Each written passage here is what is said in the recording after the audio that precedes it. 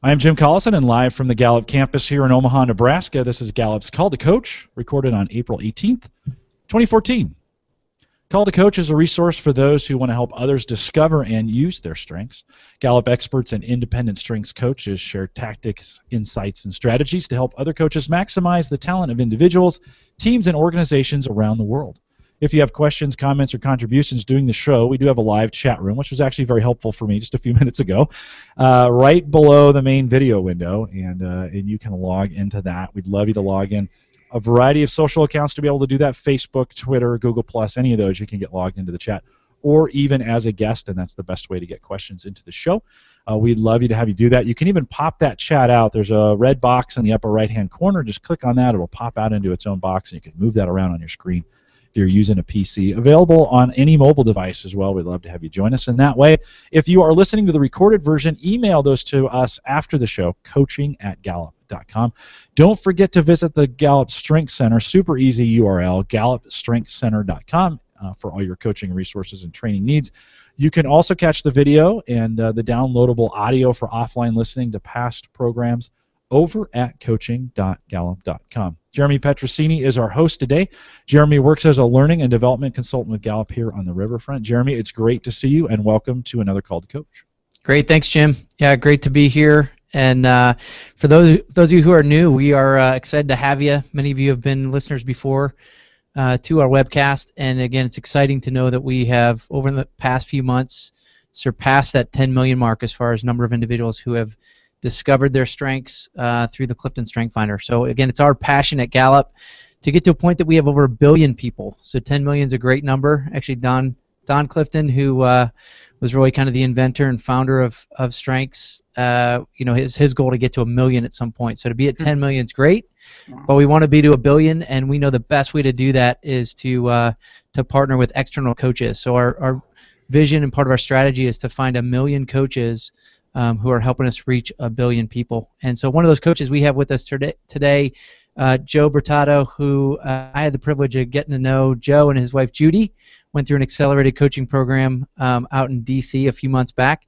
and so excited to let you all hear from Joe. Joe has been kind of a fan and slowly become an expert around the Strength Finder, the Clifton Strength Finder, since about 2004. Is that right, Joe? I think your first exposure to it?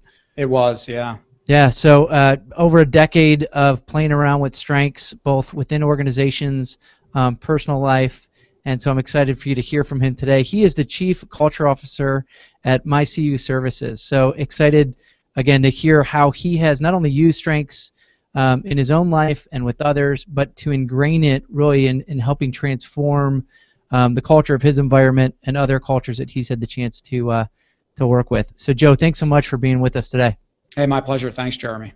So tell us a little bit about your strengths journey. I know I kind of mentioned and alluded to the fact even back in 2004 you were exposed to strengths. I know in 2006 had the chance to get trained in the client organization that you worked with. So Gallup was doing a lot of work with the organization you worked for at the time.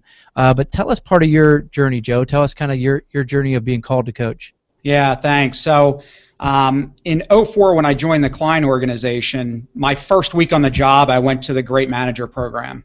And a linchpin of that program was the Strength Finder assessment. Yep. And so they asked us to give the Strength Finder assessment to a couple people. And I think one person you knew well and one person you didn't know so well. Because I was new to the company, I didn't really know anybody well, so I gave it to my wife, Judy. And, it was an amazing experience when she showed me her results, because her results, she said, are spot on. These are me to a T. And, I realize I'm a pretty obtuse person and didn't pick it up. But, when I started to read her talents and understand about, her strategic and how she uses that in ideation, it was just super insightful and so precise that it was like nothing I had ever seen before. And it was, it was so encouraging to me, because this was a person that I had lived with we'd been married at the time like 12 years, had known each other 5 years before that, and here's stuff I'm learning about this person that I didn't know. Yeah, you thought you would have figured it out at that point. She already knew you hadn't figured it out, right? But she did have it now. Strengths gave you something new. Absolutely. And so, you know, what we started to realize kind of in our marriage, and we've used the thing ever since. I mean, we use the tool all the time. We use it with our children, 26 and 22 years old. But what we really started to kind of think about was, how do we leverage each other?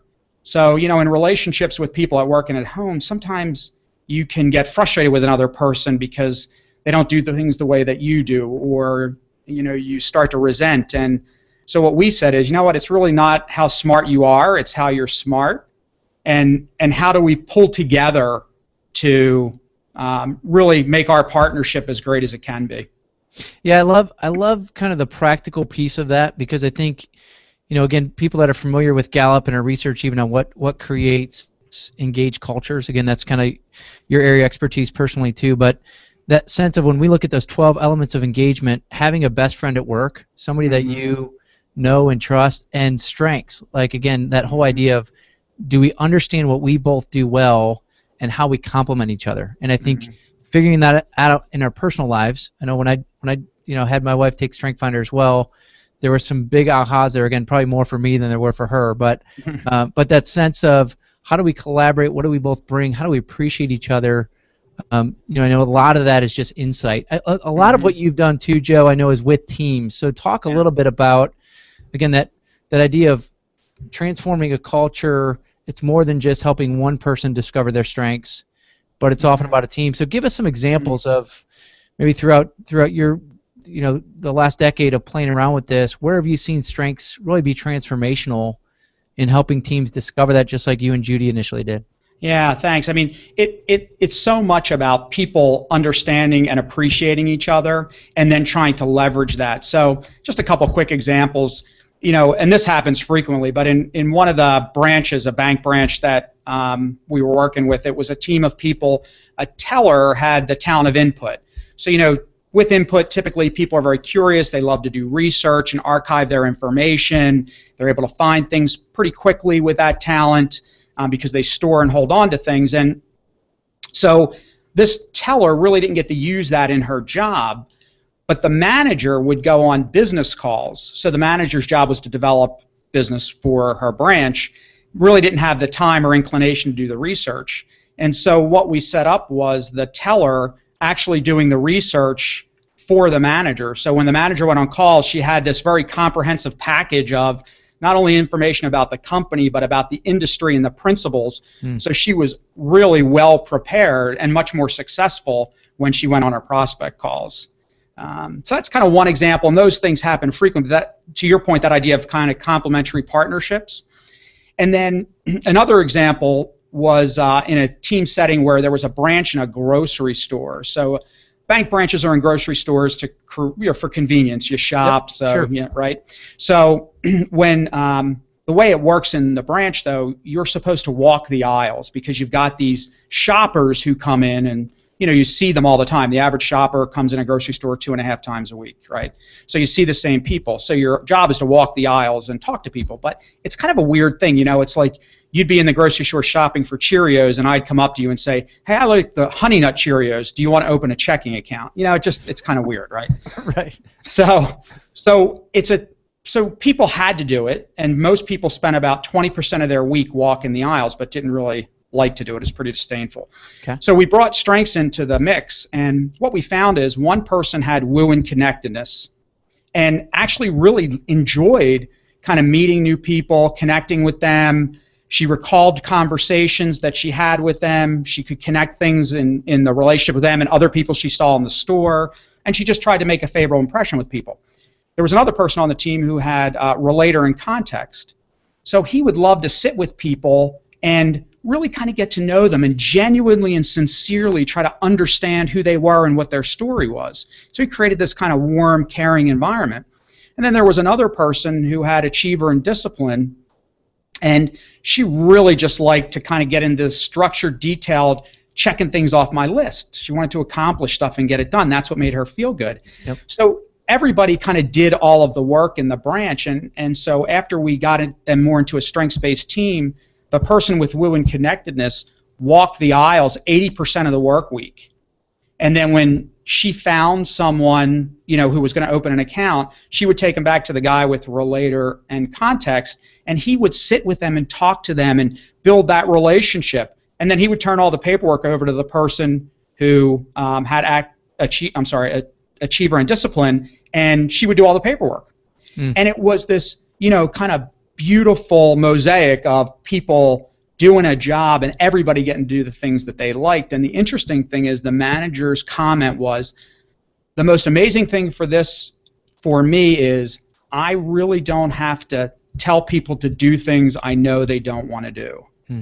So people were much more engaged, happier, and productive because the productivity in the branch shot up 30% in the first quarter that they did this. So that's an idea of how we're trying to help people think about pointing their talents to strength.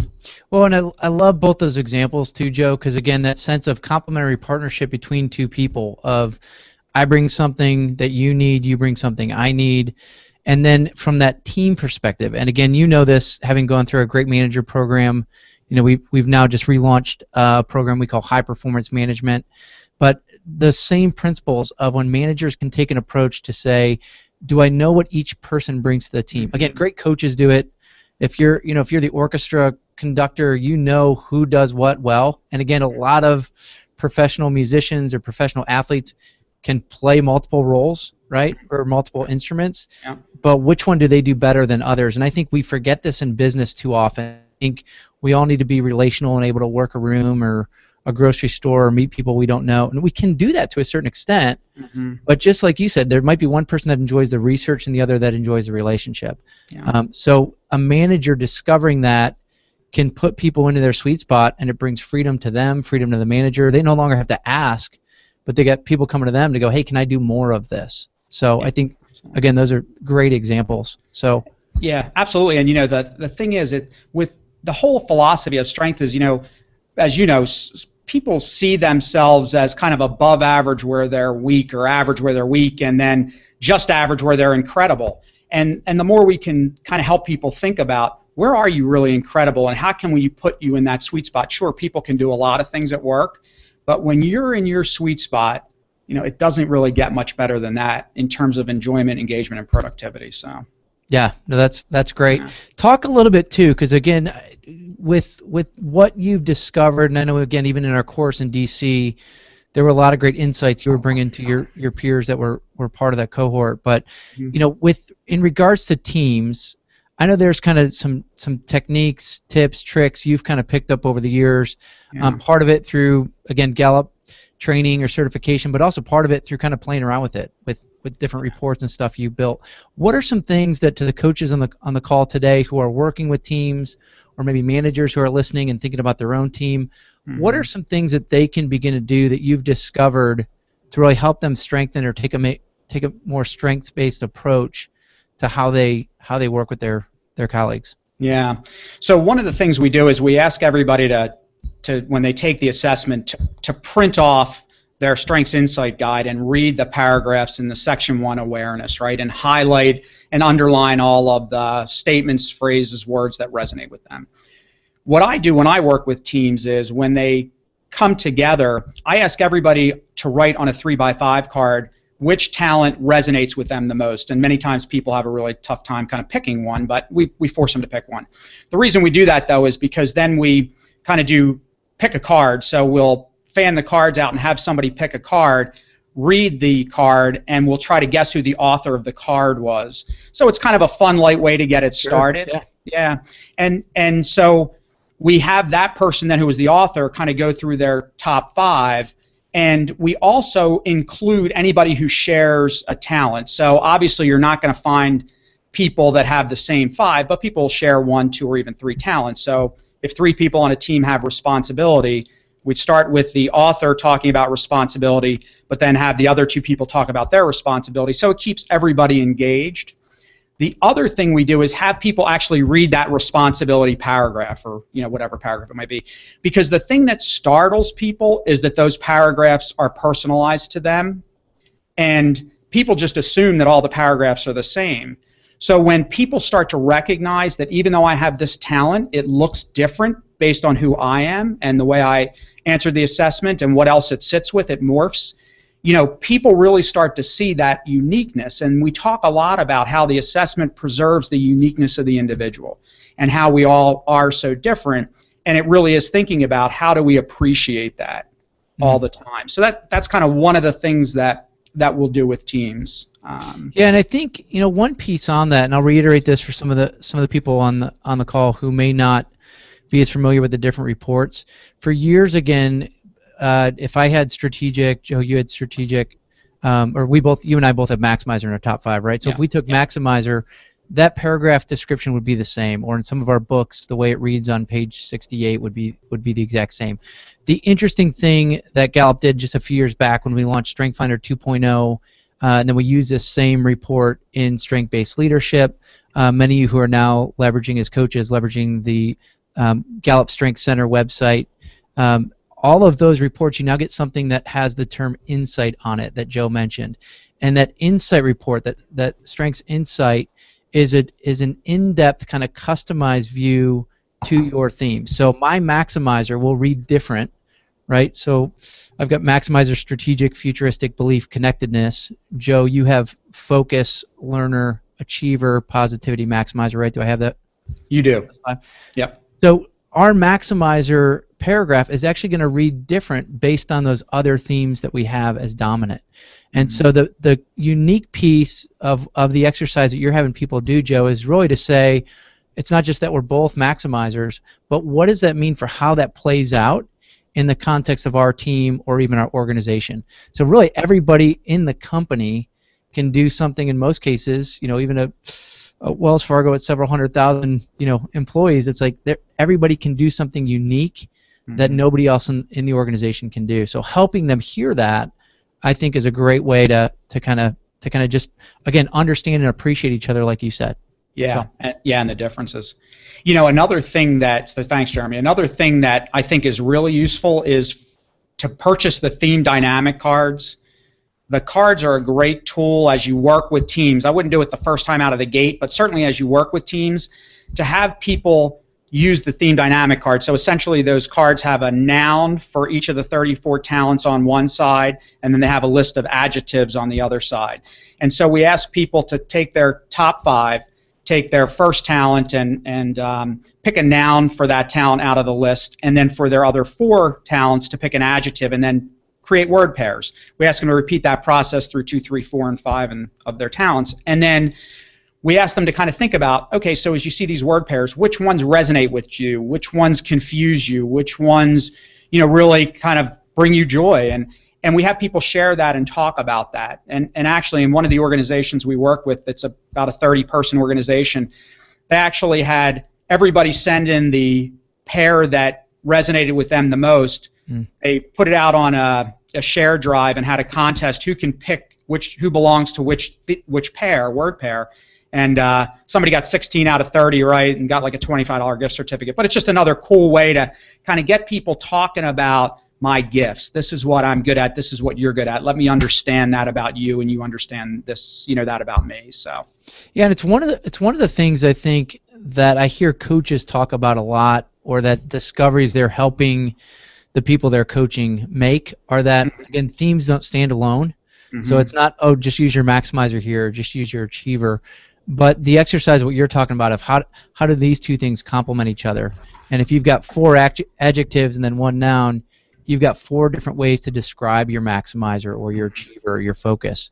And so in doing that, I always use the analogy, since my wife's an interior designer, of yellow and blue makes green. So when you're combining 2 or 3 of your signature themes of your top 5 together, it really is unique and different. So even when 3 or 4 team members may possess the same, signature theme in their top 5, it's going to play out very differently. So that might be even where people get confused and are guessing, I bet this is you. Oh, it's not. And are there again insights or ahas of how they can better leverage team members. So and that's and that's a great point, because really, we see it all the time where people will have the same 2 talents, and when they do the pairing, the words are different. Yeah. So it really is amazing the way the combination, the precision, and the difference works. Yeah, that's great. Yeah.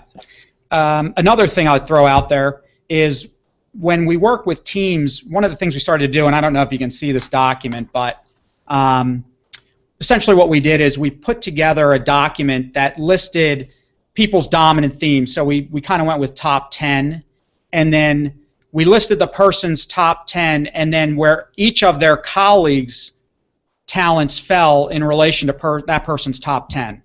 So in the little paper here, the person has achiever as number 1, and you might be able to see the person right next to it has achiever as 31.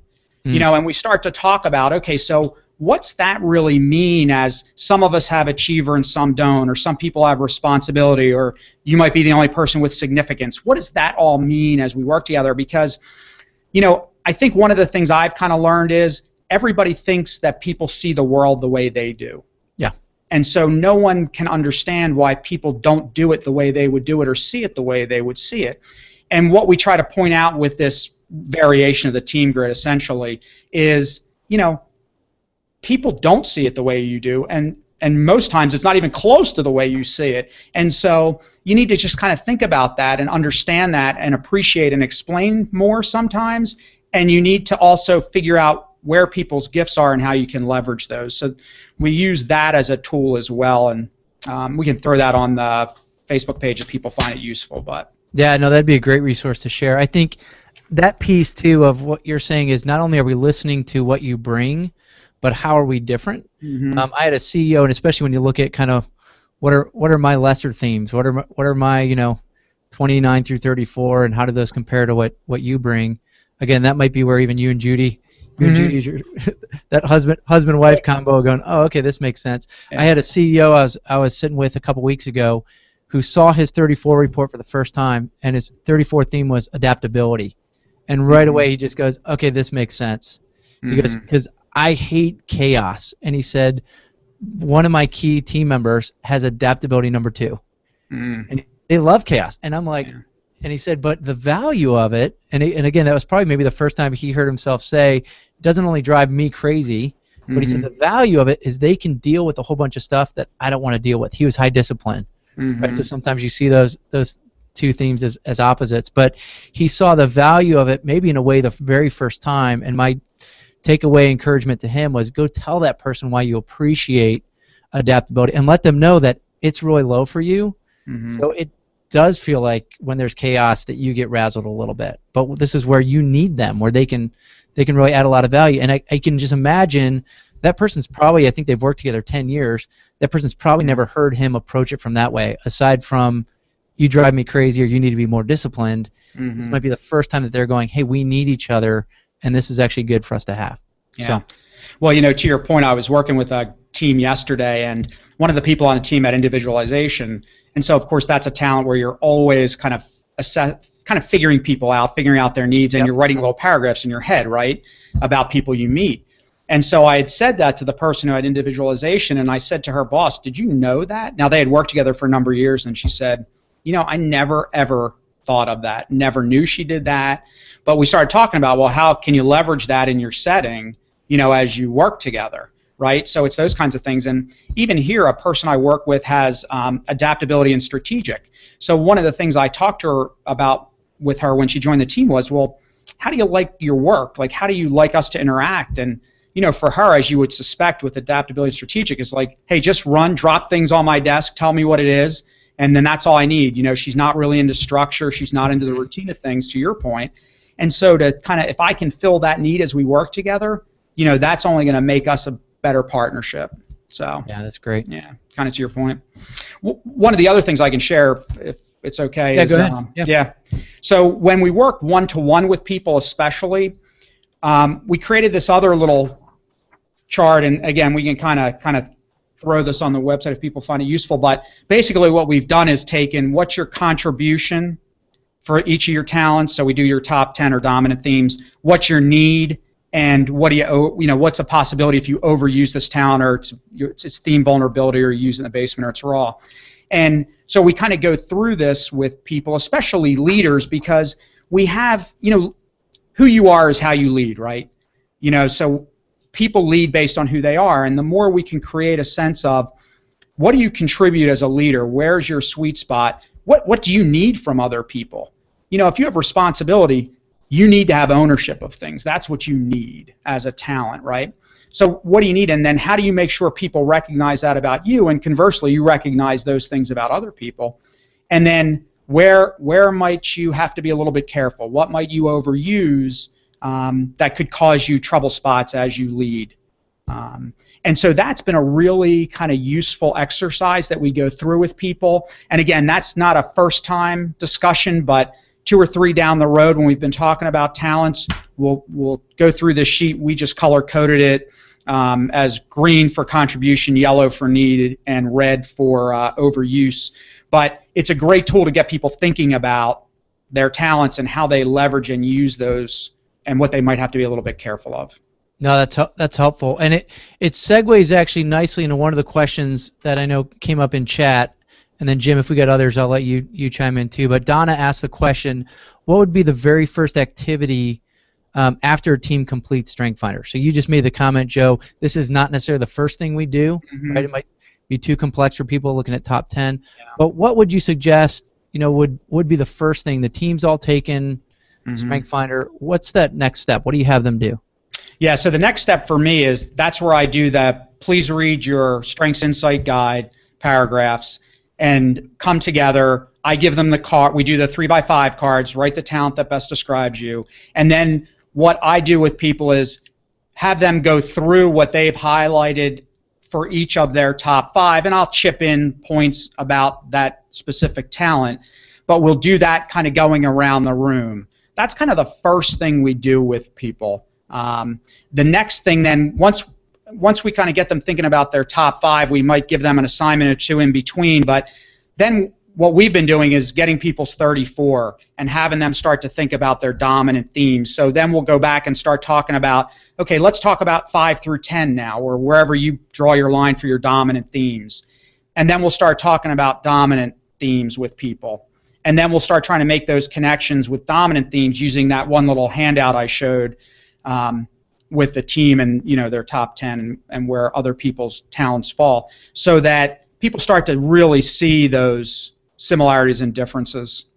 And I agree with you. I know you've heard that from myself and other Gallup colleagues over the years, but starting with who am I, right? So whether it's a CEO or their team or a manager in their team, helping them discover who am I, and again, doing some of that together, right? So you talked about kind of self-reflective activities, but share that back. Share out these paragraphs, these matching of adjectives with nouns. Share back, here's who I am. I think, again, if you or I were trying out for a professional team, which we may say, all right, I don't know which sports team that would be at this point in our lives, but I think part of it is they would expect you to say, well, Joe, what do you do? What do you think you do better than anybody else on the field, and then let's test it out. And I think, again, Strengths gives people that language, so helping them discover who am I and then moving to who are we. Because oftentimes I'll have people say, we took Strength Finder, we built this little team grid in Excel, let's dive into that. That's important, and that's kind of a step 2, but I agree with you. I think step 1 needs to be who am I, and sharing that discovery with the team, or even letting others respond. Joe, I've totally seen you do that, You did that last week when you XYZ.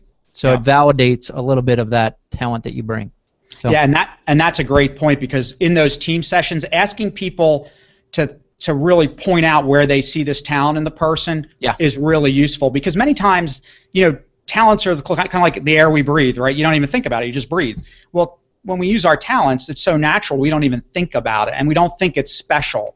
And so helping people understand that and then getting validation on that from teammates is really powerful, to your point. Yep, and I would add one more piece I'd add to that, and then Jim, you can chime in with other questions. When you do that, so again, whether you are the manager or leader on the call thinking about this with your teams, or if you're a coach advising the manager leader, coach that manager team leader before you get into that session, the importance of them making a comment on each person. I did this with a group, a financial advisor, his team. They'd been together 23 years. The admin partner of that team, who had been there from the beginning, she kind of just saw that what she did was pretty normal. She's like, this is just what I do. These guys do the big, important work. But when she talked about her talents and people began to validate that. When the managing partner said, we could not have done what we've done over the last 23 years without you, she almost kind of teared up. And not that she doesn't appreciate her. He does. She gets great bonuses. She gets great gifts. She gets great thank yous. But just to hear it in that context with the entire team there's tremendous validation that happens. So encourage the team leader to find a nugget of, yeah, this is how I've seen this in you as you're doing that. So, Jim, what other questions you get in the chat? A couple more questions coming into the chat. And I will remind everyone that Joe mentioned a few documents. Joe, we would love for you to post those to the Facebook group, and that Facebook group is open. If you have documents you want to share that way, we'd love for you to join us over there, facebook.com/groups/call-to-coach, or there's a link for it over at coaching.gallup.com. David Pierpoint, who's always very good at priming the pump with questions. So, David, I always appreciate that. He says, given the example he mentioned, that's you, Joe, of walking the aisles, does his organization specifically place individuals for collaborative teams, or just work with whatever combinations of talent are present in each branch? Yeah.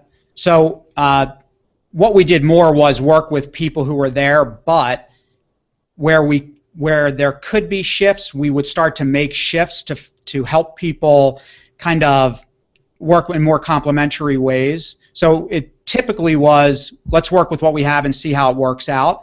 But then there started to become this, okay, well, can we shift people around so that we'd have more complementary partnerships going on? Yeah, and you want to be careful there that there's a selection idea in there, and strengths aren't always great for selection. We don't recommend it. Yeah, and we never used the tool as a hiring instrument. This was more after people were employed and, geez, if there's an opening, would this person be a good fit? And we'd have discussion with that person, obviously. And actually, just a kind of a quick point on that. So in that grocery store branch, one person left the organization, actually went to do missionary work in Africa, and it was the guy that was the context relator who asked all the questions of people. So when the teams went to hire people, we didn't use StrengthFinder, obviously, as the assessment to hire, but what we did was craft a whole bunch of questions around what strengths are we looking for that might be a good fit here. And so the questions were really around how can we fill this void in our team, and what else does the person bring? Okay, very good. Sandy Jones also asked this question. What if you had a team within a branch of the members shared one of the same strengths in their top 5? Is it better to allow that strength to drop to the side and focus more on the unique strengths of the team? I worry about teams getting too tunnel vision if they start to sync up with the same strengths too much. Right. So the way I think about that is, the assessment is giving us talent, so our natural ways of kind of thinking, acting, and feeling, right? And we always have to use those productively. They point us in the direction of strengths. Strengths are tasks, activities, things that you do well in your job and enjoy. Because I think as Jeremy said earlier, we get good at a lot of things at work that we don't really care about. So it isn't necessarily letting things drop to the side, because those talents are so natural for you that you are who you are, and they're always going to come out your dominant themes. But when we start to really get people thinking about, okay, so how do I point these or aim these at the work I do, and what are my strengths, those tasks, activities, what I do, the things that I'm good at and enjoy, that's kind of how we use that in a team setting. So there's appreciation there for who they are, their talents, and then there's also how do we leverage that work part. So it's kind of a two-pronged approach. Okay, kind of a quiet chat group today. They didn't ask me too many questions. Jeremy, I'll throw it back to you. That's good. That's because they're still watching the other post you had on. They might be watching The Great Manager. Yes, that was my fault. Sorry, if you came over late from The Great Manager and we got started, that was my fault. You can blame that on me. Yeah, one comment I'd add too on some of those, because I think the way you approached it, Joe, is perfect. And again, coming in from having been within a client organization where Gallup was helping advise you instead of just reading the book and trying to figure it out yourselves, right? But that, as you said, like StrengthFinder is not a selection tool, so it's not, does this person need, these 3 themes to be a great banker? Like, there's other tools and even tools that Gallup's built to help people figure out, do you have manager talent? Do you have sales talent? Do you have the talent to be a teacher or principal? I mean, we've got really assessments built for any role that exists in the world. But when you get to that piece and you use the kind of almost perfect phrase, when it's about fit, right? So we're all bankers. We've done X, Y, Z. We've been hired, by the organization. But now here are the things we need to carry out. Who's better at X, Y, and Z? And I think this is where more often than not what we do is just go, who's available, or hey, it's your turn in the shift to go walk the aisles. Right. Where instead of saying, well, why do we all have to take a turn? If that person, I mean, again, in sports, it's not your turn to kick the field goal. If we're like, well, no, we don't want him. We don't want him. This one counts, So those guests who are in the store, they're not going to be the same guests that are there an hour later. And so why put our kind of most warm fuzzy person who knows they're not warm and fuzzy, why put them out there and make them uncomfortable, the guest uncomfortable? And I think this is where, like you said, strengths comes into play around fit. And if you're familiar, those of you familiar with the Gallup path, have seen that kind of second step on it. Once you've identified who, you've got kind of that right fit piece. So, Jeremy, let me jump in with one more question here. Kristen asks, have you found when team members who share themes butt heads more than complementing one another, and how is it best to draw out partnerships among them? Yeah, what I've kind of found is, because that does happen, but what I've found is the more you can start to think with people about their similarities and why that may happen, why that butting of heads may occur. So, for instance, I work with two people who have self-assurance and belief, right? So both pretty strong-willed people, confident in themselves. When they have an idea, then they believe it's the right thing to do, they're going to drive through and do it. Well, when those two ideas may be in opposition, that's problematic. So it really is kind of thinking with people, okay, so this is how you are, this is naturally who you are and the way you see the world. So how do you work together in a way that gets things done in the best possible way, keeps the relationship intact long term, right, and keeps both people's self-esteem high? So we really think a lot about that with people. And a lot of it is the awareness. A lot of it is just kind of helping people understand the kind of where they're the same and where they can be different, Joe, this might be a kind of a to that question as well, and let me ask you, I'm going to paraphrase, guest 63 asked this question, and it really comes around the balconies, and can you overuse them, and if you've got someone who's overpowering with a theme, how do you address that? Yeah, so we really kind of talk about that, and that's why we use that little chart that gives people their dominant talents and potential basements or where they might overuse them, because we try to kind of make sure that in the team, people can give feedback to each other, irrespective of level in the team, but we try to take it from more, we're all in this together, and we all have to work together to succeed. And so how can we give people feedback when somebody might be overusing one of their dominant themes? And kind of what we found is, to Jeremy's point about language, this creates a whole language, and it creates a jump-off point to have that discussion, to say, I think, Joe, you might be overusing your activator, because I have activator in my dominant themes. You might be overusing your activator and your focus, because together, it's pretty quick to just get to a conclusion. Have you really kind of stopped to think about this, and can I help you work through that? So we try to help people understand how to have those conversations in a way that, again, solves the problem and keeps the relationship intact and keeps people's self-esteem high, but really using the language of strengths as kind of that jump-off point to talk about it. And what we have found is people are much more open to having that discussion, and they start to understand that I do that. Yeah, I do it. So it's good. And what we're trying to do is get people to seek out feedback. So, tell me when I'm overusing something. Let me know. Or, hey, I just went through this meeting. Give me your feedback on how I performed in that meeting. Because my experience is most companies are not feedback rich. And when you can get people giving each other feedback, especially when they know people well and know their talents, really good things happen so people use their talents productively, because as we said on this program a number of times, a weakness is any misapplied or lack of talent, skill, or knowledge, right? So if people are misapplying their talent, it's getting in the way of performance. And that's kind of what we talk about with people, and that really has worked well. No, that's great, Joe. Yeah, I think, again, just to hear what you're talking about, again, both the individual piece, helping the individual own it, but then what does that mean in the context of the team? I mean, I share with people all the time, there's not a Fortune 1000 company that exists that's one person.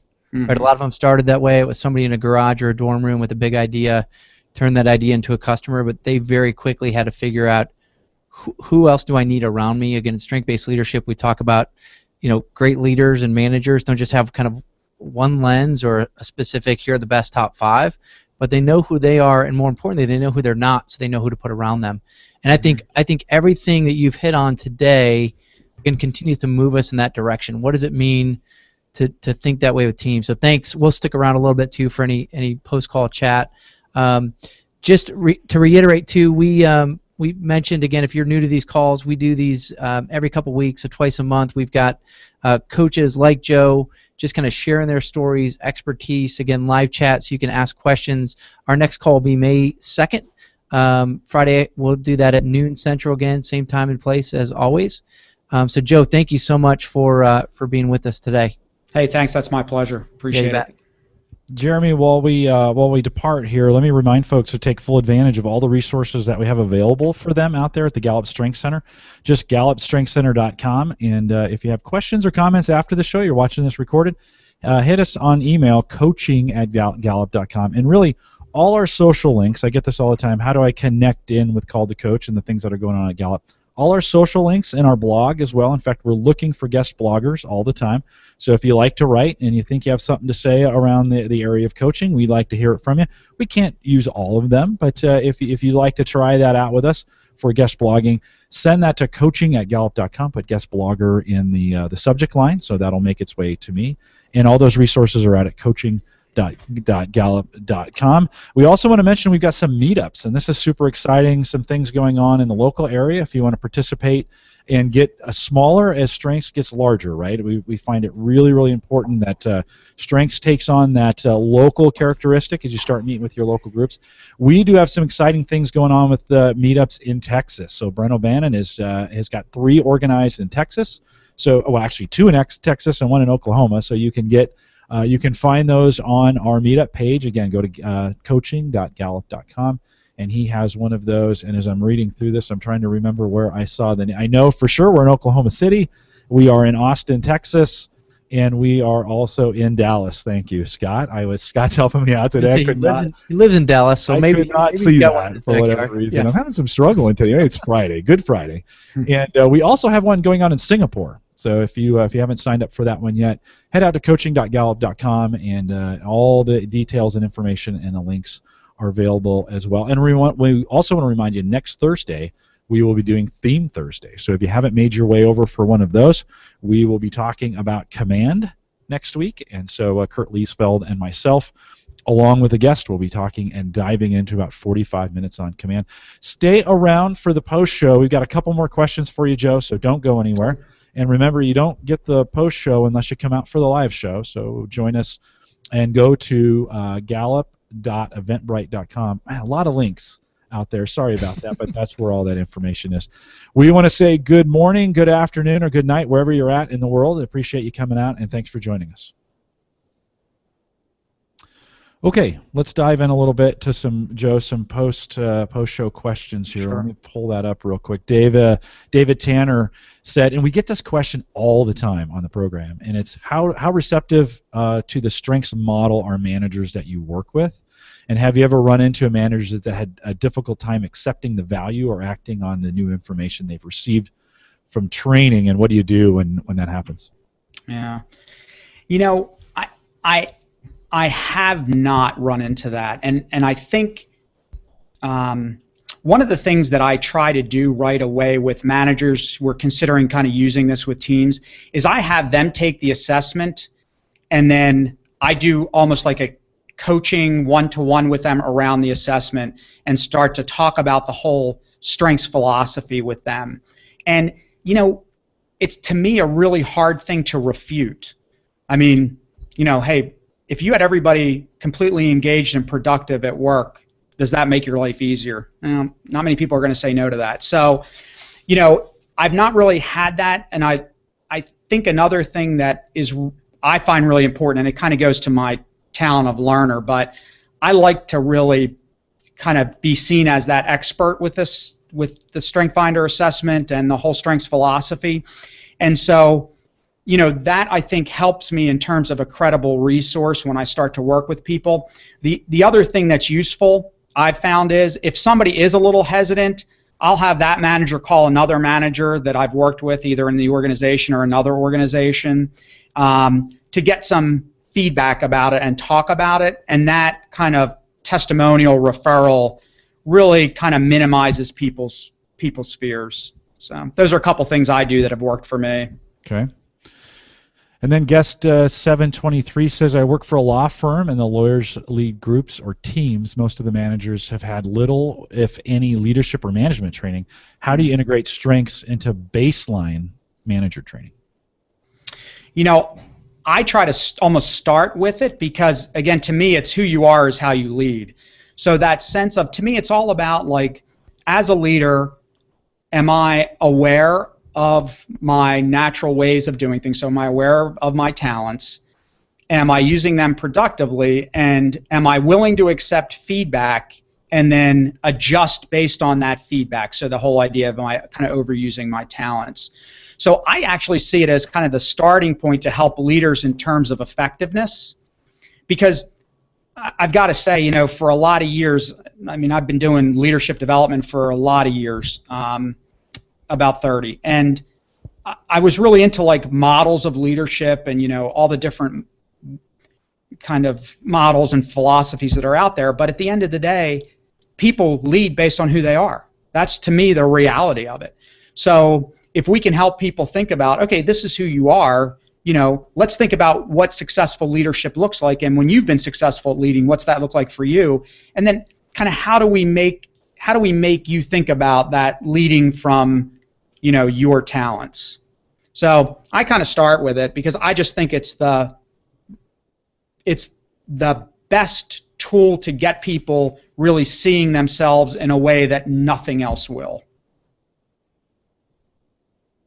Okay. Jeremy, you want to add anything to that? I mean, I just agree 100. I would agree 100%. Sounded like I was saying disagree. I know. I was like, you disagree with me? Yeah. Talking about. No, I agree 100%. The thing that's interesting, and yes, you do see managers who are resistant. The times you do, it's either where they haven't grown to appreciate their own strengths.